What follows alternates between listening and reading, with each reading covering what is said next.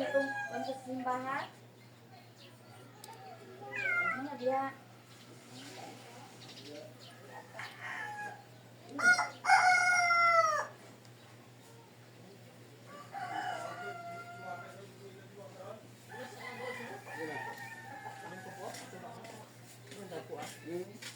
Kukuin pa ka. Alam mo kapili ang dagko ito. Ano ba yung dagko?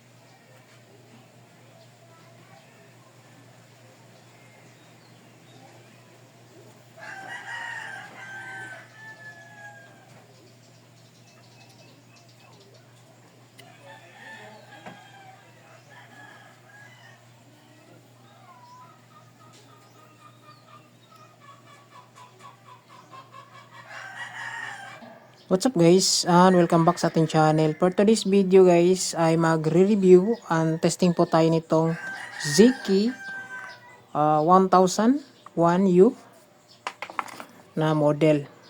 Ayan. So ito yung pinaka main board guys. Bale nakaset na po.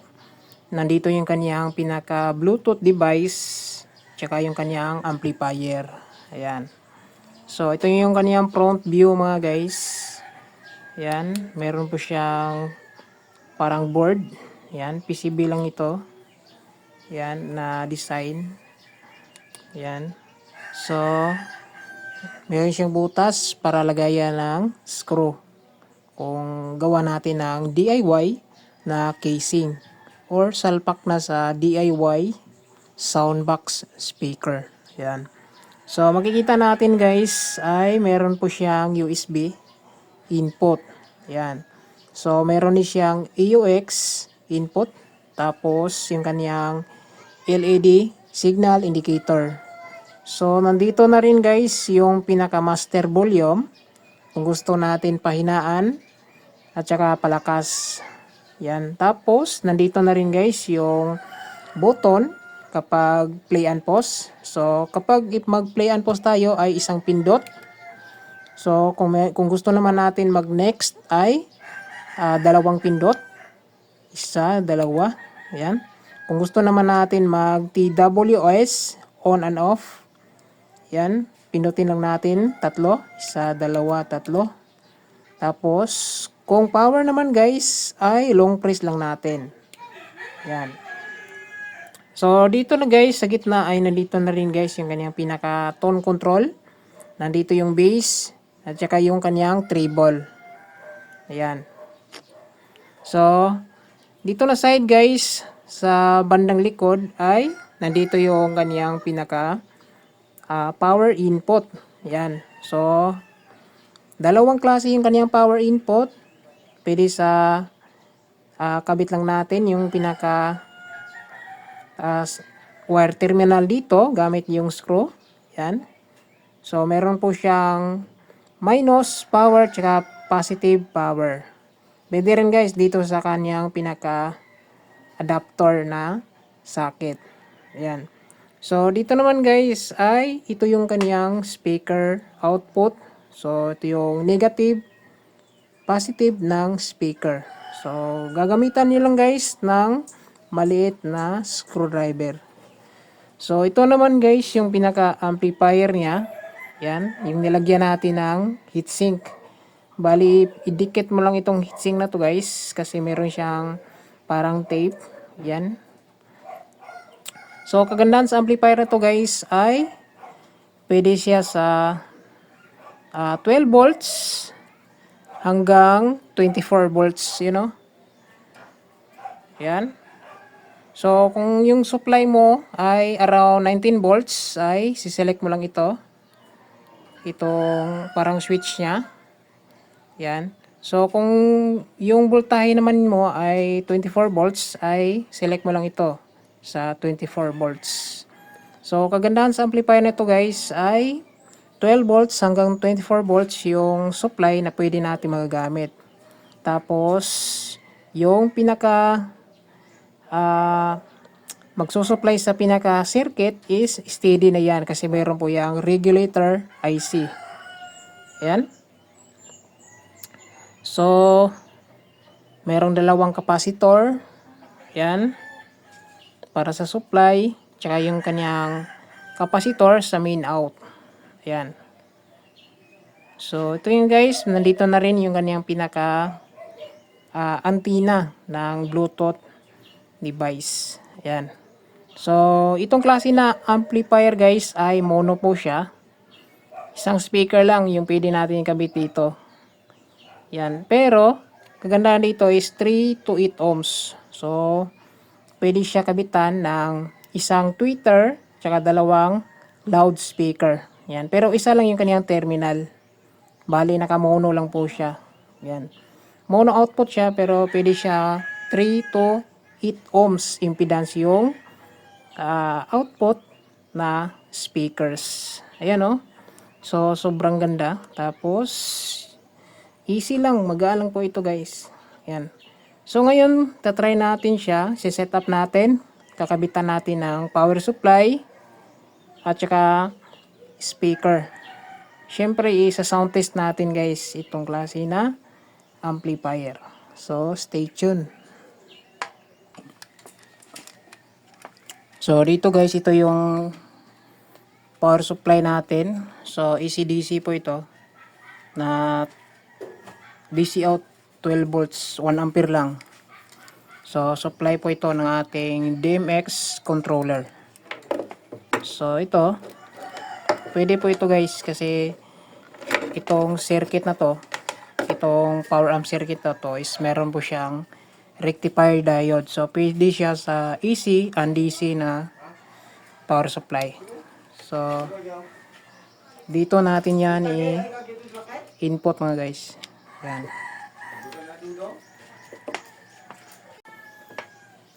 So, ito guys, meron na tayong power supply na naka-input dito sa kaniyang socket. Yan. So, dito naman guys, dito natin ikabit yung ating pinaka speaker. So, ito yung negative. Yan, gamitan nyo lang ng screw. Yan.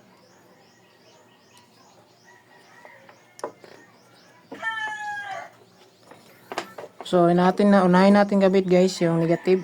Ito. So, connect natin to, negative. Yan, ipasok lang natin dito guys yung wire.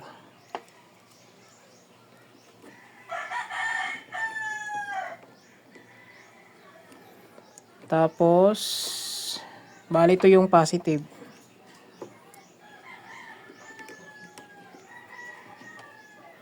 Kukunik lang natin dyan. Ayan.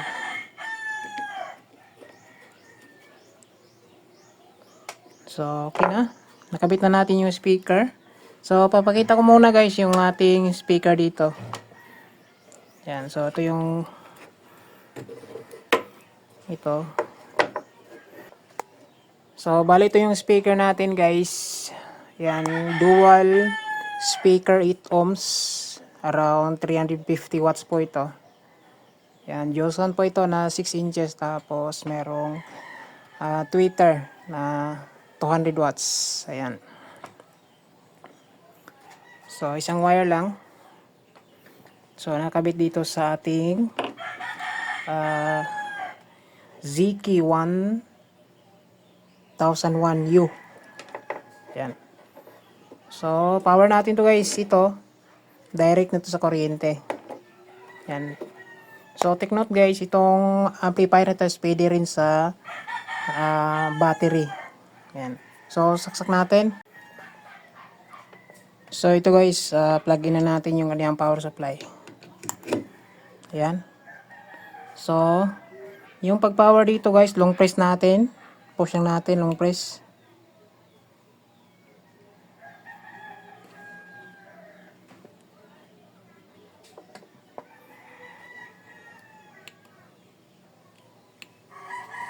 Yun. So, umilaw na yung kaniyang signal indicator dito. Yan. So, check natin yung Bluetooth name device dito sa ating mobile phone. So, dito guys, makita natin sa ating mobile phone. So, Ziki BT 5.1. So, i-prepare lang natin to. Antayin lang natin mag-pair po siya guys.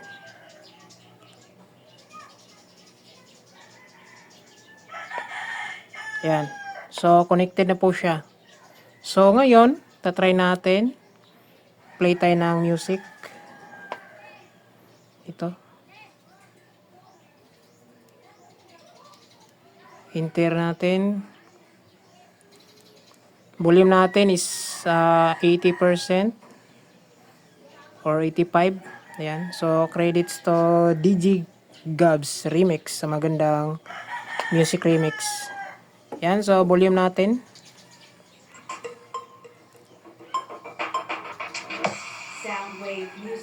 Ayan, meron na siyang audio. Ito yung treble bass.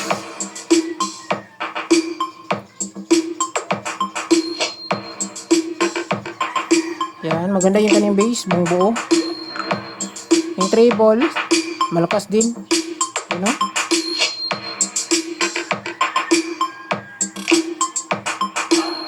So, nakagita na.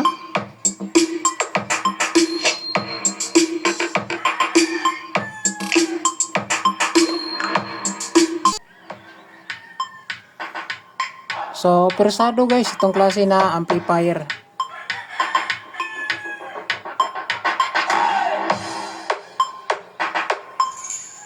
You know?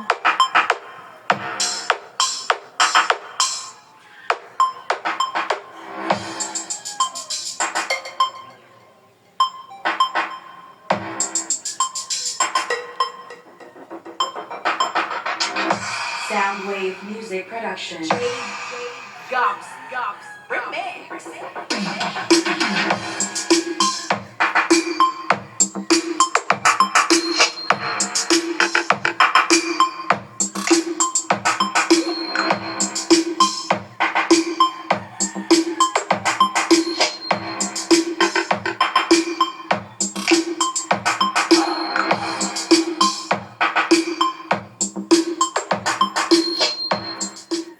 So, pagdating sa kanyang audio guys, quality siya, malinis, malakas yung kanyang bass, syempre yung kanyang treble. So, maganda yung kanyang output. Yan, check natin yung init. So, sa ating supply na 12 volts, 1 ampere lang. So, yung init niya is normal lang. Yan. So, malalakas pa to guys kung yung supply mo is around 19 volts hanggang 24 volts. Ayan.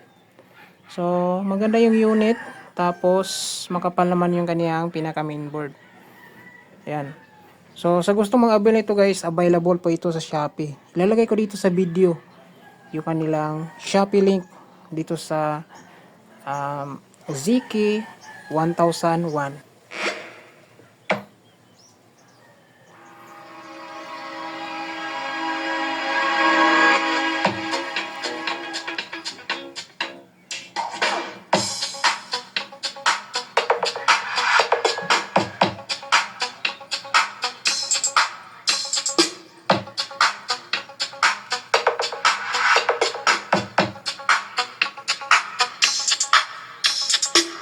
Cam Nunez and Jericho Cabarnes.